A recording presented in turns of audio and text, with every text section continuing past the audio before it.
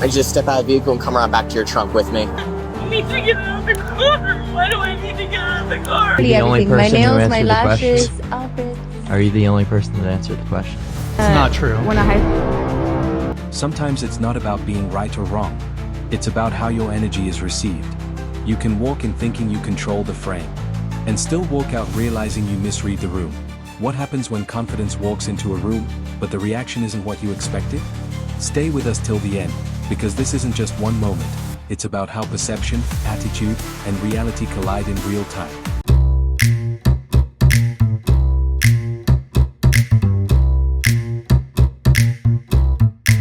You know that number is completely fake. I'm not from here. What are and you I would never talking take about? here. What do you mean, that number? You know, me saying You- no money doesn't matter? No, well, you no. provide for everything. Okay, are you Literally the only everything. My person who nails, my answered the question? lashes, outfits. Are you the only person that answered the question?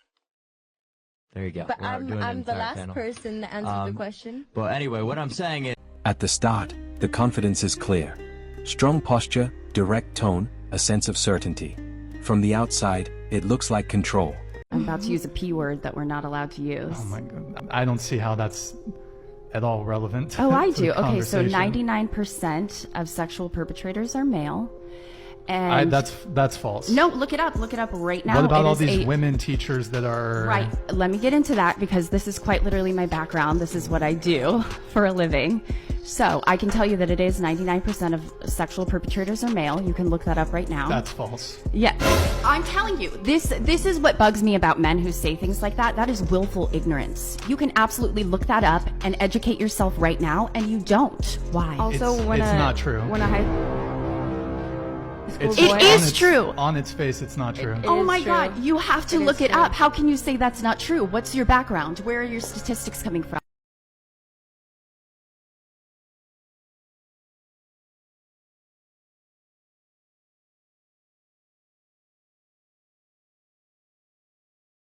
But confidence doesn't exist in isolation, it interacts with the environment.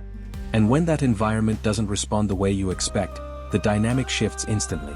I just step out of the vehicle and come around back to your trunk with me. Why? Because we're going to take care of paperwork back here. I need to get out of the car. Why do I need to get out of the car? Because I have paper to take care of, and for my safety and for convenience, it's taken care of back here. I've never been asked to get outside of my car before. Well, today you are. Your driver's license is suspended. It's not. You failed to pay a traffic citation at Pasco and they suspended it on the 19th. I'm gonna need a couple of things from you. First is gonna be a signature at the bottom of both these citations next to the blue X. It's not admission to guilt. Simply saying you're aware you're gonna receive a court date in the mail and you promise to appear for it. Alright, I'm gonna go ahead and crumple these up. I'm gonna go print out a new copy. If you don't appropriately sign the citations, ma'am, I will be forced to make a physical arrest, okay? So I'm gonna give you one more opportunity to comply. You physically saw me sign those, correct? Simply just need your compliance. Do you want to see my actual signature? Alright, go ahead and turn around, place your hands behind your back for me. I'm not. Please, baby! In this case, the reaction wasn't confrontation, it was indifference. No validation, no pushback, just a calm, neutral response that changed the entire tone. I can tell you this, if you ask this young lady, is she intelligent, she'd look you dead in your eyes and say yes. If you ask her, does she have manners, she'd say yes. But she's been interrupting and she's been rude and unruly this whole time, which is why I have to address it. Because too often guys will look at her and say, you know, she's attractive.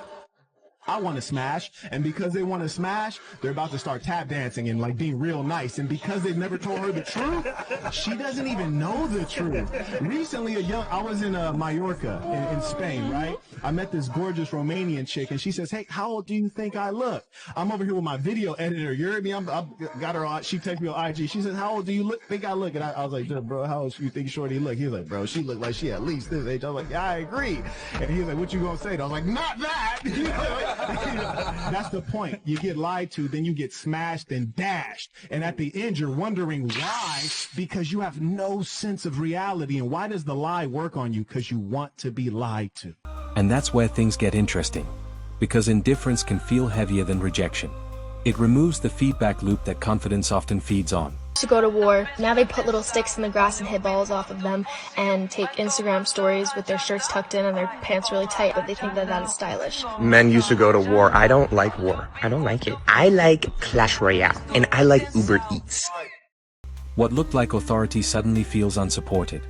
The same tone, the same energy, but a completely different impact. I just saw a video of a white man saying he misses when black people call people trick ass hoes. And you know what? He's right. And I'm going to start today. So it's definitely somebody I want to call a trick ass hoe. And it's a man. Matter of fact, it's all men. I think we would heal as a country if we started cussing men out every time they do something. Every time they say something stupid, cuss them out. Because it is too many men out here being disrespectful and ugly. Just to throw that out there. Disrespectful and ugly. Running their mouth. Being rude for no reason. I just got disrespected by a man. And yes, I did cuss him out. Because he thinks he's more entitled to his way in this world than me? I don't think so, partner. I don't think so. And you know, I think it all started when we started caring about their mental health. And I do actually believe that men should prioritize their mental health for sure. But me, it don't got nothing to do with me. I ain't a man. I don't have a man. And I have not birthed a man. So you need to keep that to yourself. And you need to work on that with yourself. Random women you encounter in the world don't got nothing to do with your mental health. You cannot use that as no excuse. I cussed that man out so clean. He was like, you know, I did miss my therapy appointment this week. So you watch how you talk to people. Oof. This isn't about one person, it's about calibration. Understanding that confidence needs awareness, not just intensity.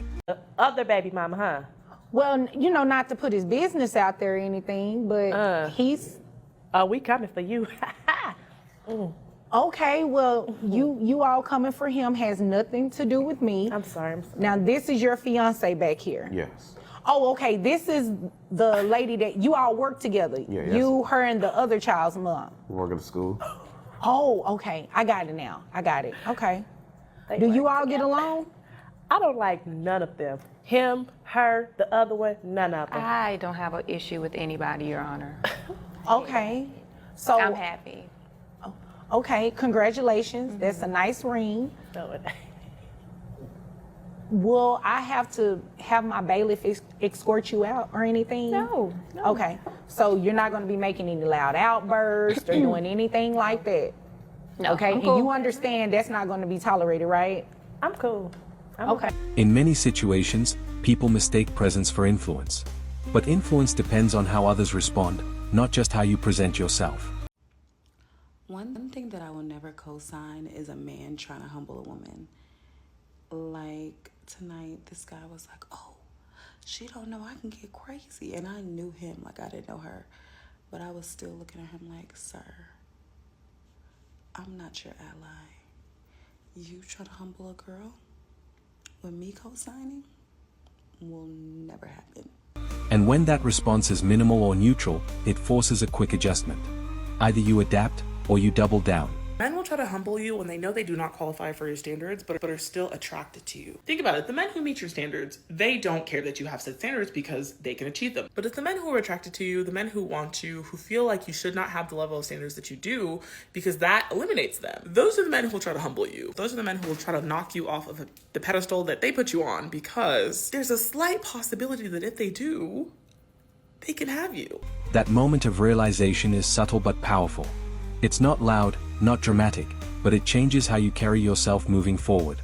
You ever know a girl that's responsible for every single issue in her life and she blames it on everybody else, but it's her attitude that actively destroys the confines of the relationship? Well, I wanted to help my friend out. She was a black girl. She was about 4 foot, like 10. She's very short. And she was always trying to get into fights with people. At first I thought she was joking. At first, my first thought process was, oh, she obviously isn't serious about, scrapping with everybody. And nope. She was vitriolic and angry and mean. So she got humbled real fast. She got humbled by getting reverse jumped. So she and 2 of her friends, very ornery people, eat hot chips and lie kind of people, they went and drove to go meet up with this girl. And the girl, she's like 5'10". All of her friends are like, I don't know, 5 foot, around that range, the 4'10" girl. So they go out and meet up with this girl and they say, oh, we finally about to get her. It's going to be a day. We're going to get her. We're going to catch her in the car. So, and they lied to this girl and because they didn't like her. I'm not sure the exact reason why they didn't like her. It was some weird petty drama, some really petty nonsense about a guy. So 5'10" girl, she goes over, she hangs out, and I see a video on Facebook about the situation. And what I see here is my friend, the 4'10" girl that causes all the issues, getting absolutely ragdolled, getting spun. And the other two girls end up like trying to, weave back and try to help. But she's using the 4'10" girl, the 5'10" girl is using the 4'10" girl to smash into the other girls. And it was such a vitriolic, brutal video. I was like, oh my God.